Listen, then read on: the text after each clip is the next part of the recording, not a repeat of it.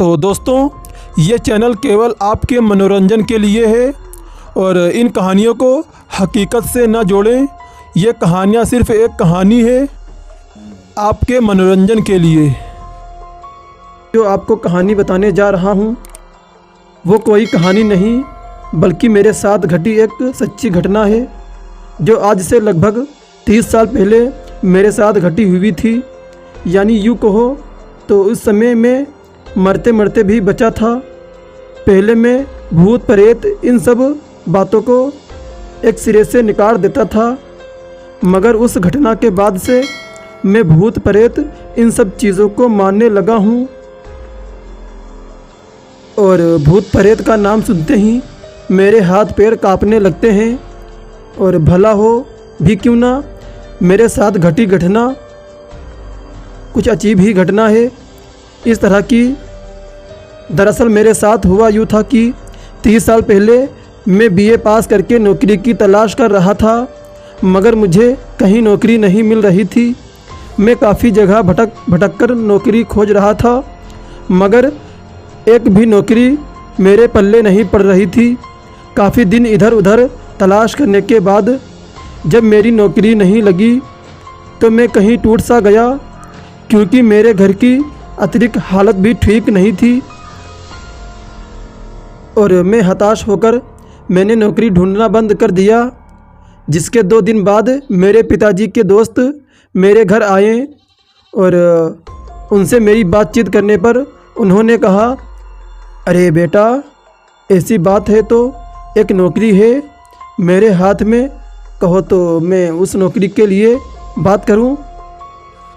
इस पर मैं और मेरे पिताजी ने एक साथ कहा, हाँ बात करिए। और फिर इसके बाद पिताजी के दोस्त चले गए। उनके जाने के 2 दिन बाद ही उन्होंने एक संदेश भेजा और संदेश में ये लिखा, राकेश, तुम्हारी नौकरी पक्की हो गई है, जिस कारण तुम्हें 2 दिन के अंदर ही कालीगढ़ गांव आना होगा। और फिर क्या था, फिर मैंने अपनी नौकरी के लिए कालीगढ़ गांव जाने का फ़ैसला किया और मैं फटाफट अपना सामान मैंने पैक किया और मैं बस स्टैंड पर चला गया। बस स्टैंड पर जाने के बाद मैंने मालूम किया तो पता चला कि बस 4 बजे आएगी और वो बस मुझे 7 बजे पहुंचा देगी। और फिर क्या था, फिर थोड़ी ही देर में बस आई और मैं बस पर बैठ गया और कालीगढ़ गांव जाने के लिए रवाना हो गया। और तमाम देर सफ़र के बाद मैं कालीगढ़ गांव पहुंच गया और मैंने देखा कालीगढ़ हमारे गांव से भी काफ़ी छोटा है और यहाँ की आबादी भी काफ़ी कम है। बस स्टॉप पर भी मुझे बस 1 या 2 लोग ही दिखाई पड़ रहे थे। अच्छा, मुझे बस स्टॉप से 1 किलोमीटर के अंदर एक स्कूल में जाना था, तो मैं उसका पता पूछने के लिए इधर उधर अपनी नज़रें दौड़ाने लगा हूँ। इधर उधर नज़रें दौड़ाने के बाद मुझे बस स्टॉप के बाहर एक चाय की दुकान दिखाई देती है, तो फिर मैं फटाफट उस दुकान के पास पहुँच गया और दुकानदार से कहा, अरे भाई साहब, यहाँ जो गांव का स्कूल है वो किस तरफ है? और फिर मेरे पूछने पर उस चाय वाले ने बोला, अरे भैया, गांव का स्कूल वो तो आगे जाकर बाएं तरफ वाले रास्ते में है। बस चाय वाले के इतना बोलते ही मैं आगे जाकर बाएं वाले रास्ते के पकड़कर सीधा आगे बढ़ गया। जिस रास्ते पर मैं अभी आगे बढ़ रहा था वो एक कच्चा रास्ता था। काफ़ी देर चलने के बाद मुझे एक बोर्ड नज़र आया जिस पर साफ साफ लिखा था। स्कूल बोर्ड पर देखते ही मैं समझ गया कि बस अब मेरी मंजिल आ ही गई है। जिसके बाद मैं स्कूल के अंदर दाखिल हुआ। स्कूल के अंदर दाखिल होते ही मैंने स्कूल के हेडमास्टर से बात की। फिर उन्होंने कहा कि ठीक है, तुम कल से काम पर आ जाना।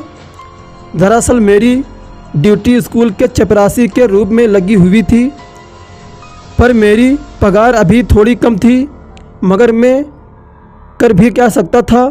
घर की आर्थिक हालत भी कुछ ठीक नहीं चल रही थी। इसी कारण मुझे ये काम करना ही पड़ा। हेडमास्टर से बात करने के बाद स्कूल से बाहर निकलते ही मैंने अपने मन ही मन में कहा, चलो यार, नौकरी तो हो ही गई, अब रहने के लिए कोई भी घर देख लिया जाए।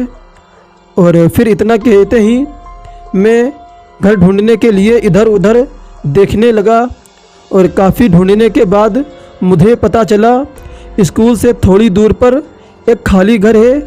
बस उस घर का पता मिलते ही मैं सीधा उस घर के पास गया। घर के पास पहुंचते ही मैंने देखा कि मानो वो घर कई सालों से बंद हो।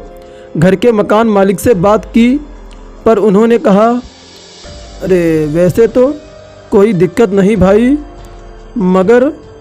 मगर गांव वाले मानते हैं कि इस घर में भूतों का बसेरा है। पर अगर आप इस घर में रहने वाले हैं तो कोई बात नहीं, आप ही की जिम्मेदारी होगी, मेरी कोई जिम्मेदारी नहीं होगी। और फिर क्या था, उन दिनों भूत प्रेत इन सब चीज़ों को मैं नहीं मानता था। तो मैंने मकान मालिक से बात की और फिर हामी भर दी। फिर क्या था, मकान मालिक से घर की चाबी लेकर मैं उस घर के अंदर दाखिल हो गया। दाखिल होते ही मैंने देखा कि घर के अंदर काफ़ी जगह पर मकड़ी के जाले लगे हैं और घर के अंदर काफ़ी धूल भी जमी हुई है। इसके बाद मैंने फटाफट से एक कमरा रहने के लिए साफ़ किया। इतनी देर में आसमान में सूरज की तेज़ किरणों की वजह से चांद की मध्यम रोशनी ले ली। मैं काफ़ी थक गया था, जिस कारण हल्का फुल्का खाकर मैं भी अपनी बिस्तर पर लेट गया। और काफ़ी लंबा सफ़र है और इतने दूर तक आने के बाद कब मुझे नींद आ गई मुझे पता ही नहीं चला। फिर अचानक से मेरी नींद काफ़ी तेज़ बदबू आने से खुली।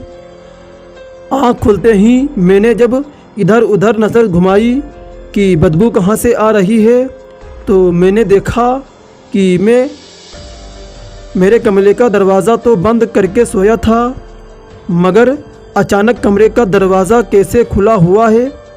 तो फिर ये दरवाज़ा खुला तो खुला कैसे। और जैसे ही मैंने अपने बगल में देखा तो एकदम से मैं चौंक सा उठा और मैं कांपने लगा और मैं पसीने से पसीने हो गया, क्योंकि मेरे बगल में औंधे मुँह एक आदमी लेटा हुआ था। मगर ये आदमी आया तो आया कैसे। और याद है कि मेरे सामने तो कोई भी आदमी नहीं आया था। और फिर मैंने उस आदमी को हिलाया तो उस आदमी ने एकदम से उठकर बैठा। तो उस आदमी को देखकर डर के मारे मैं कांपने लगा, क्योंकि उस आदमी का पूरा चेहरा पूरी तरह से जला हुआ था और उस आदमी की दोनों आँखें भी नहीं थीं। और ये देखकर मैं समझ गया कि ये आदमी कोई इंसान नहीं बल्कि भूत है। और गांव वाले सच कहते हैं कि इस घर में भूतों का बसेरा है। ये देखते ही मैं बिस्तर से कूदा और सीधा भागकर गांव के चौक पर गया। रात भर चौक के मंदिर में ही पूरी रात बिताई मैंने और फिर सुबह पूरी बात गांव वालों को बताई। तो मुझे पता चला कि तकरीबन आज से 10 साल पहले एक आदमी उस घर में रहा करता था और फिर अचानक उस घर में आग लग जाने के कारण उस आदमी की मौत हो गई। और फिर उस आदमी की आत्मा उसी घर में भटकती है। और फिर इसके बाद मैं मकान मालिक को उस घर की चाबी सौंप दिया और भागकर वापस अपने घर आ गया।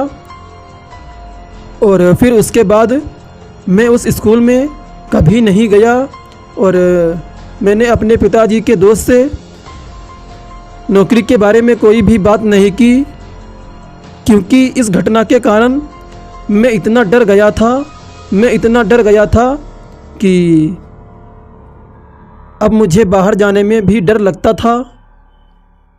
तो दोस्तों, आपको ये कहानी कैसी लगी प्लीज़ हमें कमेंट करके ज़रूर बताएं, और इसी तरह की डरावनी कहानियाँ सुनने के लिए हमारे चैनल को सब्सक्राइब करें और बेल आइकन को भी दबाइए ताकि हमारी जो नई वीडियो अपलोड हो सबसे पहले आप तक नोटिफिकेशन पहुंच सके।